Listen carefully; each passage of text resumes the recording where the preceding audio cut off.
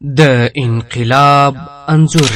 دلته اوږد انقلاب تیر شو، دلته ډیر زیات خلک مړه شول، دلته ټول کافران راغلل زموږ په وینو ښه ماړه شول، دلته ټول کافران راغلل زموږ په وینو. د شهیدانو او غازیانو کیسې، څلورمه برخه.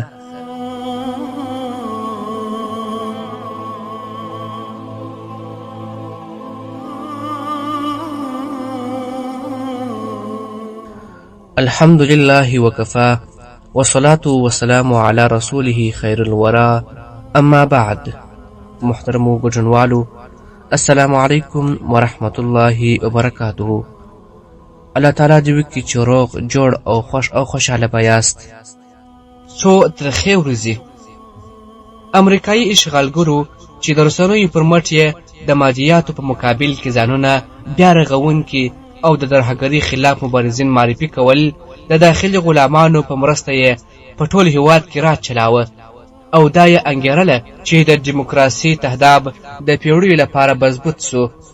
خو دا یې هېر کړي وه چې افغان شازلمي به پردی کلتور او د بېدینانو پر مټ رامنځته سوی نظام ته چې دوی بیا د مساوات نوم هم ورکړی و تسلیم نه سي، د دې لپاره چې طاغوتي نظام د تل لپاره تطبیق کړي په ټول هیواد او مظلومو هیوادونو یې له هیڅ ډول ظلم او سیستم څخه دریغ ونه کړ.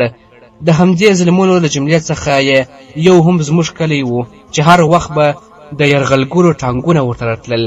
یوه ورځ سهار د یوې غونډۍ پر سر باندې د یرغلګرو ټانګونه راښکاره سول، خو مجاهدینو ترتیب ورته برابر کړی و. له سهار څخه تر ماپښین ناوخته پورې جنگ روان و.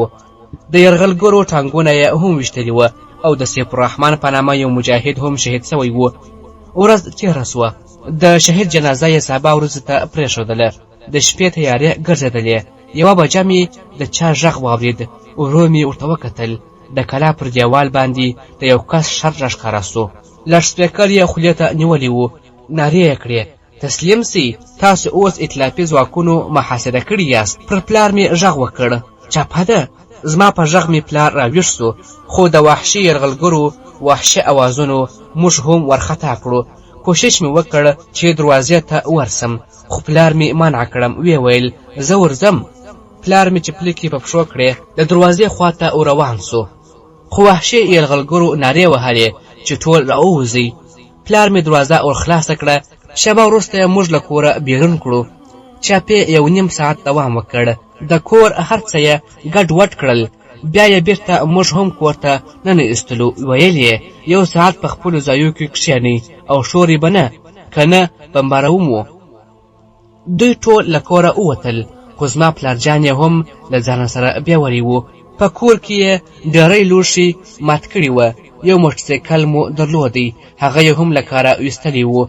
د چاپې 3مه ورځ وه. د ازادۍ راډیو په سهارنۍ خبرونو کې یې وویل د لوګر ولایت د مرکز په پاتخوا شنه سیمه کې د ائتلافي ځواکونو د شپنیو عملیاتو په ترڅ کې د حقاني شبکې یو غړی نیول سوی دی. دا خبر کلیوالو هم اورېدلی و.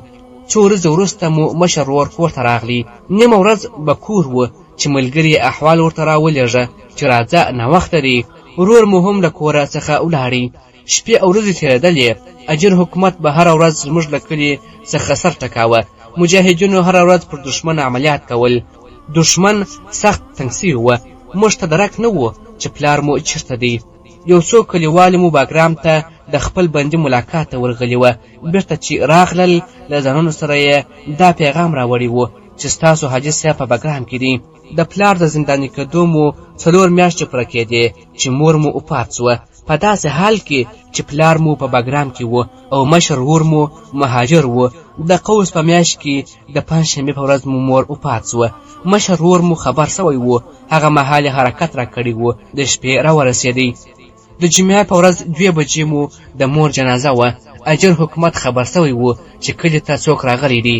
په هغه وخت کې کلي ته اجر حکومت په ډاډه زړه راتللی سوای، ځکه د ژمي وخت و. مجاهدین نه وه. د جنازې پر وخت د اجر حکومت ځواکونو کلي ته راغلل.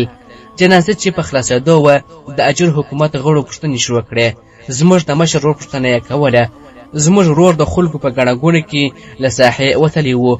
ورور مو د خپلې مرحومې مور د جنازې له کټ سره تر حاجرې نه ولاړی ځکه دښمن ورپسې و. زما لپاره دا صحنه دردونکې، غمجنه او نه هېرېدونکې وه. دا ورځ تېره سوه. اجر حکومت د شپې زموږ د ترونو دروازې راټکولې. سهار چې ګورو دیګونه یې پر بل مخ اړولې وه. د پاچهۍ په ورځ سهار مو ورور راغلی. نیم ساعت پوره کېده چې ماشومان رامنډې کړې چې هغه د غونډۍ پر سر باندې امریکایان ولاړ دي. ورور مو له کوره ووتی. 10 دقیقې وروسته کومنډو ځواکونه راغلل. پوښتنه یې شروع کړې. بد رد یې ویل، خو څه په لاس ورنغلل. بېرته ولاړل. ماپښین مو ورور کور ته راغلی. ترونو او نږدې دوستانو مو ورور ته وویل چې دا یو غم مو بس دی، ته ولاړ سه، الله تعالی دې نه کړي چې وبه دې نیسي. ځنډ وروسته چا غږ وکړ، طه کفار بیا راغلل. ورور مو بیا له کوره ووتی. 10 دقیقې وروسته مو د کور پر شاوخوا باندې کومنډو ځواکونه راتاو سول.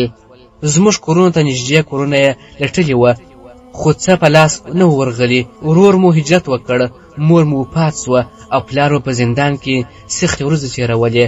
د هغه صحنې وې چې د ژوند خوښۍ رانه اخیستې وې.